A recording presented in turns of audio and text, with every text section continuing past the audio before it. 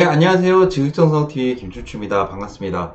제가 얼마 전이죠? 한 이틀 전에 제가 정말 친한 형한테 연락을 받았는데 그 형 아버님이 이제 편찮으신 거예요. 근데 아버님이 편찮으셔서 그 형이 이제 데이케어 센터를 보내고 계신데 이 데이케어 센터를 본인 부담금을 100%를 내고 다니시는 거 있다고 얘가 얘기를 들어서 그러면 요양 등급을 받으셔라 그랬더니 안 그래도 데이케어 센터에다 요청을 했더니 데이케어 센터에서 이렇게 얘기를 했대요.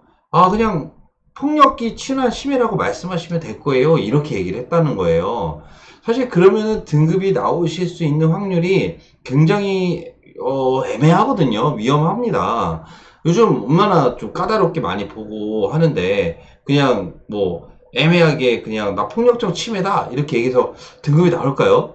저는 그렇지 않다 생각하거든요. 그래서 등급이 필요하신 분들한테 다시 한번 어떻게 하면 좋을지 제가 한번 말씀드리고, 그리고 제가 보니까 어떤 영상 보면 이제 초기에 센터를 운영하시는 분들이 많으신데 초기에 센터를 운영하실 때 제가 제 영상은 등급을 딱 받아서부터 어떻게 해야 되는지 업무 플로우를 쭉 설명드렸다고 생각하시면 되고요. 그러면 등급을 안 받았을 때는 가서 우리가 뭘 해야 되냐 이렇게 생각하시면 될 것 같습니다. 왜 등급이 안 받았을 때 뭘 해야 되는지랑 똑같이 등급이 이제 필요하신 분들이 어떻게 해야 되는지 이 내용이 사실 똑같거든요. 그래서 제가 오늘 그 내용을 좀 말씀을 드려보도록 하겠습니다. 네.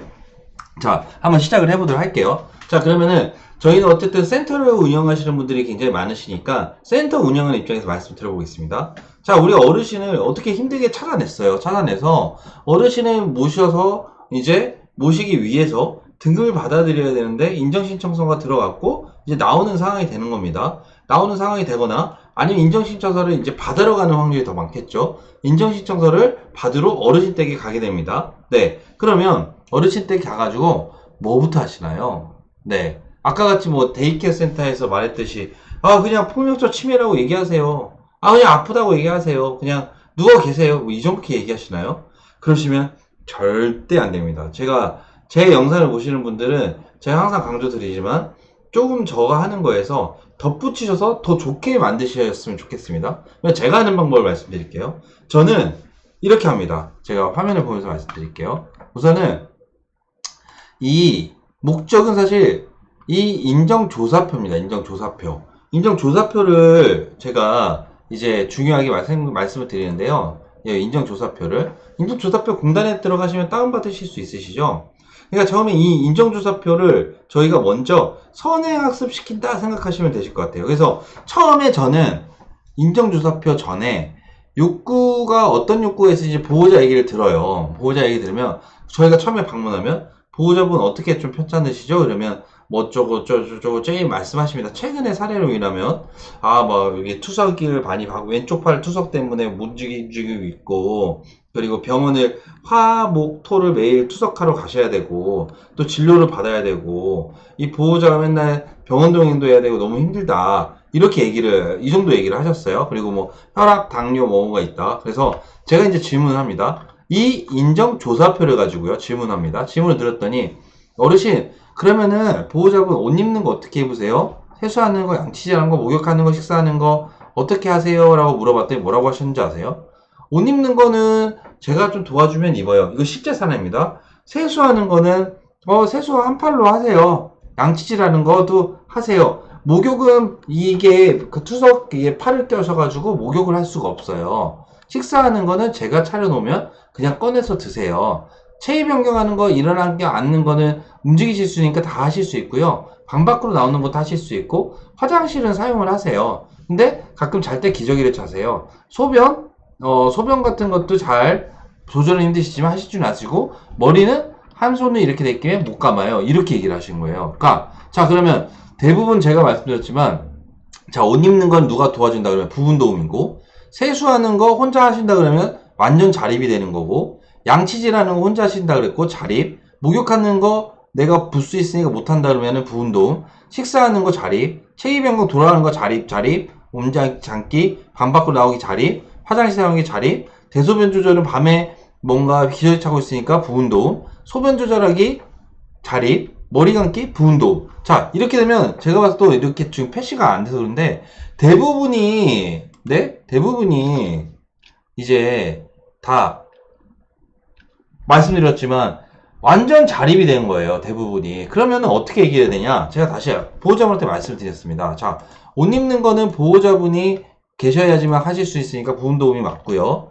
근데 세수하는 거는 이분이 지금 그 팔에 이게 그 부투석 때문에 아예 여기가 아예 이 팔을 이렇게 다 붕대 감으셨거든요. 그러면 한 손으로 못하면 한 손으로 씻으시면 흘리시지 않냐? 흘리시면 누가 치워주느냐? 했더니 보호자가 치워준다. 이러시는 거예요. 그러면 뭐죠? 자립입니까? 부분도움입니까? 부분도움인 거죠. 양치질하는 것도 흘리세요. 그러면 이것도 부분도움이 되는 거고, 목욕하는 것도 부분도움이었고요. 식사하는 것도 와서 차려주시지 않으면 못 드시는 거예요. 못 만드니까. 근데 와서 차려줘서 한 손으로 드시니까 다 흘리시기 때문에 닦아줘야 되는 거예요. 누군가 계속. 그러면 이것도 부분도움으로 예사할 수 있는 거고, 체위 변경 같은 거는 가능하십니다. 이분께서. 일어나는 것도 가능하셨고요. 대체로 돌아다닐 수 있으니까. 그런데 좀 이분께서 체위 변경이 일어났긴 되는데 옮겨앉기도 또 되셨는데 이 방 밖으로 나오실 때 넘어진 경험이 있으셨대요. 이게 오래된 뇌전증으로 인해서 오래 나오시다 넘어지신 경험이 있대요. 그러면 검어주신 경험이 있으시면 뭐가 되겠습니까? 이게 부분도움이 되는 거겠죠. 화장실에서도 넘어진 경험이 있으니까 부분도움.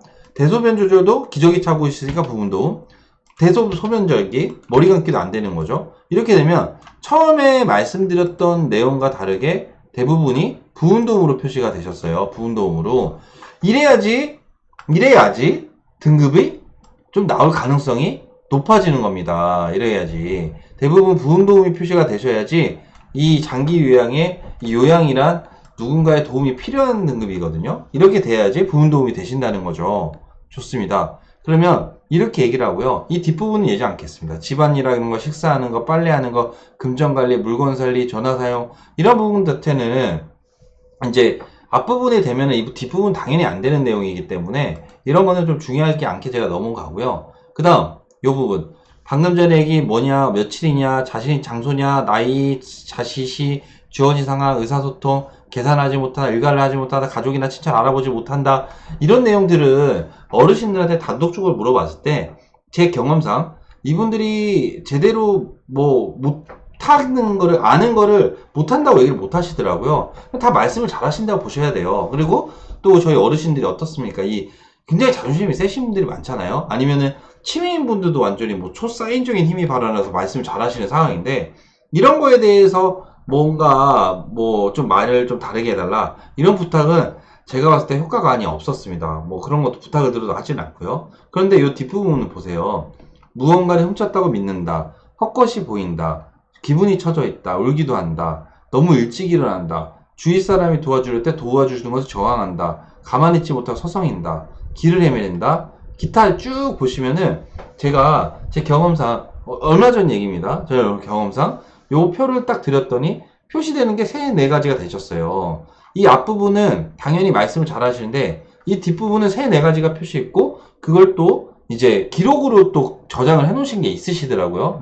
오랫동안 이제 누군가 자기 만지는 걸 싫어해가지고 그래서 비듬이 많이 쌓여서 비듬이 바닥에 깔려있는 사진도 찍어 놓으셨고 이제 위협적인 행동을 가라고 위협적인 행동도 하시는 게 그런 보호자분이 경험도 있으시고 부적절하게 지금 낮인데 이제 갑자기 파카 잠바를 입었다는 이런 경험도 있으시고 이런 것들은 그 사람들이 같이 왔을 때 못 본다는 거죠. 그러니까 이런 건 좀 미리미리 기록으로 저장해 놓으셨다가 이제 보호자분이 이제 공단에서 누가 왔을 때 보여주시면 좋겠죠. 그러니까 센터 입장에서는 이 인정조사표를 먼저 보호자분한테 이제 컨설팅을 해드리는 겁니다. 이걸 가지고 해드리면 그 보호자분 입장에서는 등급이 이렇게 하면 나오실 수 있군요. 판단하실 수가 있겠죠. 그래서 제가 앞에서 장기유양 등급 쉽게 받는 법 이런 것도 비슷한 내용인데 보시면은 이 신체 기능 그리고 여기 사회생활 기능 그다음 인지기능 영역